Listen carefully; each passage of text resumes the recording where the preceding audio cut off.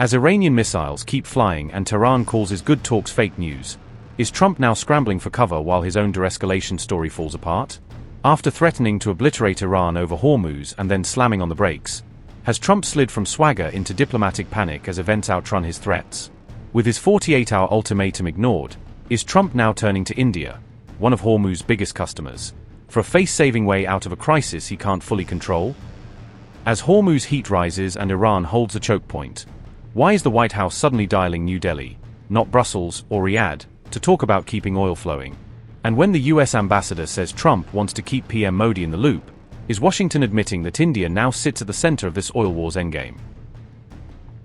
On March 24th, Donald Trump spoke by phone with Prime Minister Narendra Modi to discuss the fast-escalating conflict in West Asia.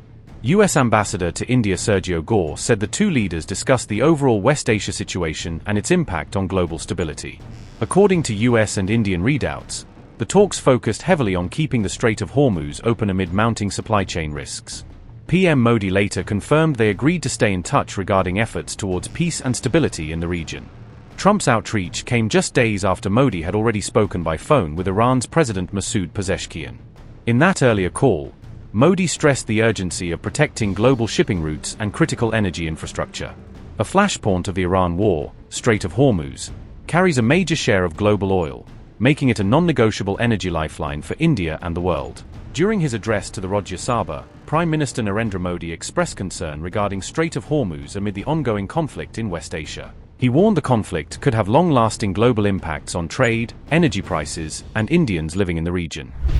सभापति जी, Hormuz strait विश्व व्यापार के सबसे बड़े roots में से एक है। विशेष तौर पर कच्चे तेल, गैस और फर्टिलाइजर से जुड़ा परिवहन इस क्षेत्र से बहुत बड़ी मात्रा में होता है। युद्ध के बाद से ही हॉर्मुज स्ट्रेट में जहाजों का आना जाना बहुत चुनौतीपूर्ण हो गया है, लेकिन विपरीत परिस्थितियों के बावजूद हमारी सरकार ने संवाद से, कूटनीति के माध्यम से रास्ते बनाने का प्रयास किया है। प्रयास ये है कि जहां से भी संभव हो वहां से तेल और गैस की सप्लाई भारत पहुंचे। ऐसी हर कोशिश के नतीजे भी देश देख रहा है। बीते कुछ दिनों में दुनिया के अनेक देशों से कच्चा तेल और एलपीजी से भरे जहाज भारत आए हैं।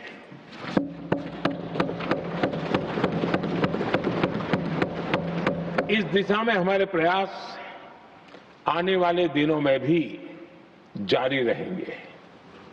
सभापति जी, भारत का प्रयास है कि तेल हो, गैस हो, फर्टिलाइजर हो, ऐसे हर जरूरी सामान से जुड़े जहाज भारत तक सुरक्षित पहुंचे।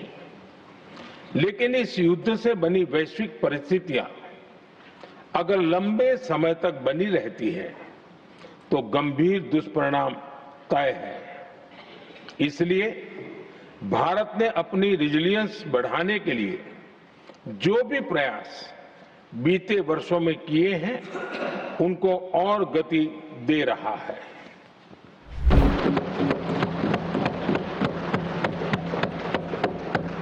सभापति जी, युद्ध की शुरुआत के बाद से मैंने पश्चिम एशिया के ज्यादातर देशों के राष्ट्राध्यक्षों के साथ 2 राउंड फोन पर बात की है। हम गल्फ के सभी देशों के साथ लगातार संपर्क में हैं। हम ईरान, इजराइल और अमेरिका के साथ भी संपर्क में हैं। हमारा लक्ष्य डायलॉग और डिप्लोमेसी के माध्यम से क्षेत्र में शांति की बहाली का है।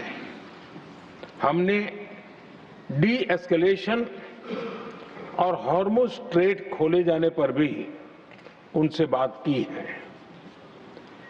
कमर्शियल जहाजों पर हमला और हॉर्मुज स्ट्रेट जैसे अंतर्राष्ट्रीय जलमार्ग में रुकावट अस्वीकार्य है। भारत ने नागरिकों पर, सिविल इंफ्रास्ट्रक्चर पर, एनर्जी और ट्रांसपोर्ट से जुड़े इंफ्रास्ट्रक्चर पर हमलों का विरोध किया है। भारत डिप्लोमेसी के जरिए युद्ध के इस माहौल में भी भारतीय जहाजों के सुरक्षित आवागमन के लिए सतत प्रयास कर रहा है। भारत ने इस समस्या के समाधान के लिए संवाद का ही रास्ता सुझाया है। इस युद्ध में किसी के भी जीवन पर संकट मानवता के हित में नहीं है। इसलिए भारत का सतत प्रयास सभी पक्षों को जल्द से जल्द शांतिपूर्ण समाधान के लिए प्रोत्साहित करने का है। आदरणीय सभापति जी, जैसा कि हम देख रहे हैं कि इस युद्ध को लेकर पल पल में हालात बदल रहे हैं, इसलिए मैं देशवासियों से भी कहूंगा कि हमें हर चुनौती के लिए तैयार रहना ही होगा। इस युद्ध के दुष्प्रभाव लंबे समय तक रहने की प्रबल आशंका है, लेकिन मैं देशवासियों को भरोसा देता हूं, सरकार सतर्क है, तत्पर है और पूरी गंभीरता से रणनीति बना रही है, हर निर्णय ले रही है। देश की जनता का हित हमारे लिए सर्वोपरि है। यही हमारी पहचान है, यही हमारी ताकत है।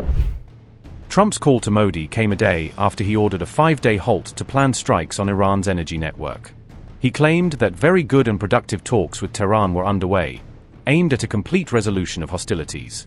Iran's parliament speaker and foreign ministry quickly denied any such talks, dismissing Trump's comments as fake news meant to calm markets.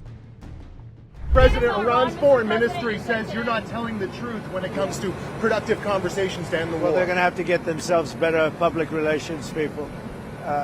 We have had very, very strong talks. We'll see where they lead. We have major points of agreement. I would say almost all points of agreement. Perhaps that hasn't been conveyed. The communication, as you know, has been blown to pieces. They're unable to talk to each other. But we've had very strong talks. Mr. Witkoff and Mr. Kushner had them. They went, I would say, perfectly. I would say that if they carry through with that, it'll end that problem, that conflict, and I think it'll end it very, very substantially. We have very much in mind our partners in the Middle East. We've had great relationships with a lot of them, as you know. A lot of them were surprisingly hit, and I was surprised to see it, and so was everyone else. But we have they're very much in mind in the discussions. So the discussions took place yesterday. They went into yesterday evening. They want very much to make a deal. We'd like to make a deal too. We're going to get together today by probably phone, because it's very hard to find a country. It's very hard for them to get out, I guess. But we'll at some point very, very soon meet.